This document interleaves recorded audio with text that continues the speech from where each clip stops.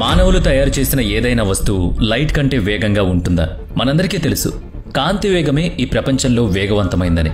కానీ మనిషి తయారు చేసిన వస్తువు కూడా ఇలా వేగంగా ఉంటుందని మీరు ఆలోచించారా? ఇదేంటో వింటే మీరు ఆశ్చర్యపోతారు. ఈ వీడియో ఇలాంటి వస్తువుల గురించి, వాటి వేగం గురించి చెప్పబోతోంది. అసలు అలాంటి వాటిని చూడడమే చాలా కష్టం. మరి వాటి గురించి తెలుసుకోవడం అంటే వింతే కదా. పదండి తెలుసుకుందాం. ఇప్పుడు ప్రపంచంలో అత్యంత నెమ్మదిగా కదిలే జీవి గురించి మాట్లాడుకుందాం. దీని పేరు స్లోత్. ఇది చాలా నెమ్మదిగా కదులుతుంది. ఒక నిమిషంలో కేవలం 1.5 మీటర్స్ నుంచి 2.5 మీటర్స్ వరకు మాత్రమే కదులుతుంది. కానీ దీనికన్నా చిన్న చీమలు ఒక నిమిషంలో 40 నుంచి 50 మీటర్ల వరకు వెళ్ళగలవు. మనిషి ఒక నిమిషంలో 60 నుంచి 80 మీటర్ల దూరం నడుస్తూ ఉంటాడు. ఒక గంటలో 5 నుంచి 6 కిలోమీటర్ల దూరం నడవగలడు. పరిగెత్తితే మనిషి గంటకు 30 కిలోమీటర్ల వేగంతో పరిగెడతాడు. సైకిల్ అంటే ఒక గంటలో 35 కిలోమీటర్ల దూరం వెళుతుంది. మంచి రైడర్ అయితే 40 నుంచి 60 కిలోమీటర్ల దూరం వెళ్ళగలుగుతుంది. గుర్రం గంటకు 60 నుంచి 70 కిలోమీటర్ల వేగం పరిగెడుతుంది. అయితే చిరుత ఇంకా వేగంగా పరిగెత్తగలదు. అది ఒక గంటకు 100 కిలోమీటర్ల దూరం వెళుతుంది. ఇది ప్రకృతిలో అత్యంత వేగంగా కదిలే జీవి. చిరుతపులి ఒక గంటలో 100 నుంచి 112 కిలోమీటర్ల దూరం పరిగెత్తగలదు. కానీ అంతకంటే వేగంగా కదిలే వస్తువు కూడా ఉంది. ఉదాహరణకు ఒక సూపర్ బైక్ గంటలో 120 నుంచి 160 కిలోమీటర్ల వేగంతో ప్రయాణిస్తుంది. దాని తరువాత ఎస్యూవీ కార్లు. ఇవి గంటలో 150 నుంచి 200 కిలోమీటర్లు వెళతాయి. దానికన్నా ఎక్కువగా వేగం స్పోర్ట్స్ కార్లది. స్పోర్ట్స్ కార్స్ ఒక గంటకి 300 కిలోమీటర్ల దూరం పరిగెడతాయి. ఆ తర్వాత వచ్చే వేగవంతమైన వస్తువు హెలికాప్టర్. హెలికాప్టర్ గంటకు 400 కిలోమీటర్ల వేగం ప్రయాణించగలదు. ఇంకా వేగంగా కదిలే వస్తువుల గురించి చూస్తే జపాన్లో తయారైన సూపర్ ఫాస్ట్ ట్రైన్ గురించి చెప్పుకోవాలి. ఇది అత్యంత వేగంగా ప్రయాణించే ట్రైన్. జపాన్లో లో సిరీస్ మెగ్లవ్ గంటకు 603 కిలోమీటర్ల వేగంతో ప్రయాణిస్తుంది. దీనికన్నా వేగంగా ఉన్నది బోయింగ్ 757 విమానం. ఇది గంటకు ఏకంగా 982 కిలోమీటర్ల వేగంతో దూసుకు వెళుతుంది. ఆ తర్వాత బ్రిటన్లో తయారైన థ్రస్ట్ ఎస్ఎస్సి అనే జెట్ కారు. ఇది గంటకు 1228 కిలోమీటర్లు దూసుకెళ్తుంది. ఇంకా ఎక్కువ వేగంగా కదిలేది స్పీడ్ ఆఫ్ సౌండ్. ఇది ఒక గంటలో 1280 కిలోమీటర్ల వేగంతో వెళుతుంది. అత్యంత వేగవంతమైన వస్తువుల్లో అమెరికా తయారు చేసిన SR-71 బ్లాక్ బర్డ్ అనే విమానం ఒకటి ఉంది. దీని వేగం గంటకు 3540 కిలోమీటర్లు. దీనికి మరింత వేగంగా ఉండే నార్త్ అమెరికన్ X-15 అనే సూపర్ ఫాస్ట్ ఎయిర్ క్రాఫ్ట్ ఉంది. అది గంటకు 7274 కిలోమీటర్ల వేగంతో వెళుతుంది. దీన్ని నీల్ ఆర్మ్స్ట్రాంగ్ కూడా నడిపారు. ఇక ఆ తర్వాత హైపర్సోనిక్ రాకెట్స్, స్లెడ్స్ గురించి చెప్పాలి. ఇది రాకెట్ మిసైల్ లాగా పనిచేస్తుంది. ఇది గాల్లో కాదు కానీ రైలు పట్టాలపై ప్రయాణిస్తుంది. దీని వేగం గంటకు 10,325 కిలోమీటర్లు. అలాగే అత్యంత వేగవంతమైన వస్తువుల్లో ఒకటి ఇంటర్నేషనల్ స్పేస్ స్టేషన్. ఇది గంటకు 28,000 కిలోమీటర్ల వేగంతో భూమిని చుట్టి తిరుగుతుంది. దీనికంటే వేగంగా అపోలో 10 అనే స్పేస్ క్రాఫ్ట్ ఉంది. అది గంటకు 39,937 కిలోమీటర్ల వేగంతో వెళుతుంది. ఇంకా వేగవంతమైంది యులిసిస్. ఇదొక స్పేస్ క్రాఫ్ట్. ఇది సూర్యుని చుట్టూ జరుగుతున్న గతి విధిని అధ్యయనం చేయడానికి తయారు చేయబడింది. ఇలాంటి వేగవంతమైన వస్తువులు మన ఊహకు అందని వేగంతో వెళుతూ ఉంటాయి. యులిసిస్ అనే స్పేస్ క్రాఫ్ట్ గంటకు 4680 కిలోమీటర్ల వేగంతో సూర్యుడి చుట్టూ చక్కర్లు కొడుతోంది. ఇది ఇప్పుడు పనిచేయడం లేదు. తర్వాత స్టార్డస్ట్. ఇది ఒక ఆర్టిఫిషియల్ ఉపగ్రహం నాసా రూపొందించింది. దీని వేగం గంటకు 4644 కిలోమీటర్ల వరకు ఉంటుంది.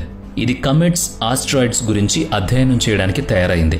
తర్వాత వోయేజర్ 2 అనే స్పేస్ ప్రోబ్ గురించి చెప్పాలి.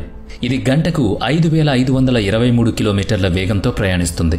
ఇప్పటి వరకు ఇది 19.5 బిలియన్ కిలోమీటర్ల దూరం ప్రయాణించింది.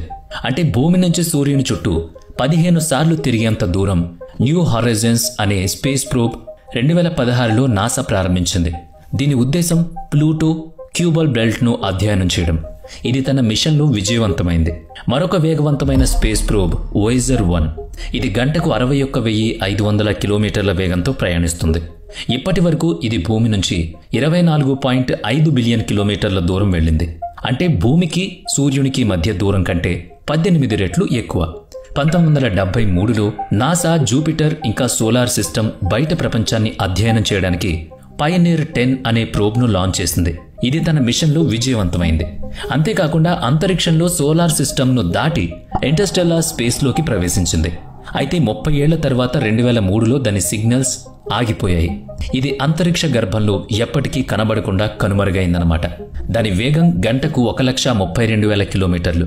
మరో వేగవంతమైన ప్రోబ్ పయనీర్ 11. ఇది కూడా 1973లో ప్రారంభించబడింది. దీని వేగం గంటకు 1728 కిలోమీటర్లు. 1973లో ప్రారంభించబడిన పైనీర్ 11 ప్రోబ్ 1974లో జూపిటర్ దాటి 1979లో శనిని అంటే శాటర్న్ని దాటి అంతరిక్షంలోకి ప్రవేశించింది. 1995లో ఇది భూమికి సంకేతాలు పంపించడం ఆపేసింది. తర్వాత మరో వేగవంతమైన యంత్రం గెలీలియో ఆర్బిటర్. ఇది 1989లో నాసా ద్వారా జూపిటర్ ఇంకా దాని చందమామలపై పరిశోధన చేయడానికి పంపించబడింది. 6 సంవత్సరాల తర్వాత 1995లో జూపిటర్ చేరుకుని తన మిషన్ విజయవంతంగా పూర్తి చేసింది. అయితే దాని మిషన్ ముగిసిన తర్వాత ఇది బలవంతంగా జూపిటర్కు దెబ్బతీయబడి నాశనం చేయబడింది. గెలీలియో స్పేస్ క్రాఫ్ట్ను నాశనం చేయడానికి కారణం జూపిటర్ యొక్క చంద్రుడు యూరోపాలో నీరు, జీవం గురించి ఆధారాలు ఉన్నాయని భావించడం. దాని ప్రభావం కోసం అది యూరోపా పైకి పంపకుండా జూపిటర్లో దించేశారు. మరో వేగవంతమైన స్పేస్ క్రాఫ్ట్ హెలియస్ 2 సూర్యుని ఎక్స్టర్నల్ భాగాలను అధ్యయనం చేయడానికి పంపించారు. 1974లో ప్రారంభించబడిన ఈ స్పేస్ క్రాఫ్ట్ గంటకు 2,38,000 కిలోమీటర్ల వేగంతో ప్రయాణిస్తుంది.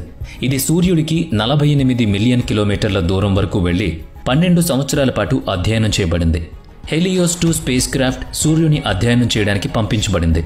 దీని వేగం గంటకు 25,800 కిలోమీటర్లు. తర్వాత జూనో ఆర్బిటల్ గురించి చెప్పుకోవాలి. ఇది జూపిటర్ గ్రహాన్ని అధ్యయనం చేయడానికి నాసా పంపింది. ఇది జూపిటర్ నిర్మాణం గురించి ముఖ్యమైన సమాచారం అందించింది. దీని వేగం గంటకు 2,65,500 కిలోమీటర్లు. ఇంతకంటే వేగవంతమైంది పార్కర్ సోలార్ ప్రోబ్. ఇది 2018లో నాసాలో ప్రారంభించబడింది. ఇది సూర్యుని అత్యంత సమీపానికి వెళ్ళింది. దాని వేగం గంటకు 692 కిలోమీటర్లు. ఇది సూర్యుని గురించి కొత్త సమాచారం అందించడం కోసం విజయవంతంగా పనిచేస్తోంది. పార్కర్ సోలార్ ప్రోబ్ సూర్యుడికి అత్యంత సమీపంగా వెళ్లి సుమారుగా 65 లక్షల కిలోమీటర్ల దూరంలో సూర్యుడిని పరిశోధిస్తోంది. ఇది ప్రపంచంలోని అత్యంత ఆధునిక స్పేస్ ప్రోబ్ల గుర్తింపు గురించి రూపొందించారు. ఇది ఇప్పటికీ తన పనిని విజయవంతంగా చేస్తోంది. ఇక వేగవంతమైన వస్తువుల గురించి మాట్లాడితే రేడియో తరంగాల వేగం గురించి చెప్పాలి. అంతరిక్ష మిషన్ల ద్వారా డేటా రేడియో తరంగాల రూపంలో పంపబడుతుంది. రేడియో తరంగాలు వేగం సెకన్కు 3 లక్షల కిలోమీటర్లుగా ఉంటుంది. అది లైట్ యొక్క వేగంతో సమానం. అంటే మనిషి ఇప్పుడు లైట్ యొక్క వేగంతో పోటీ పడుతున్నాడు. భవిష్యత్తులో మనం ఇంకా ఎక్కువ దూరాలకు, ఇంకా ఎక్కువ వేగాలతో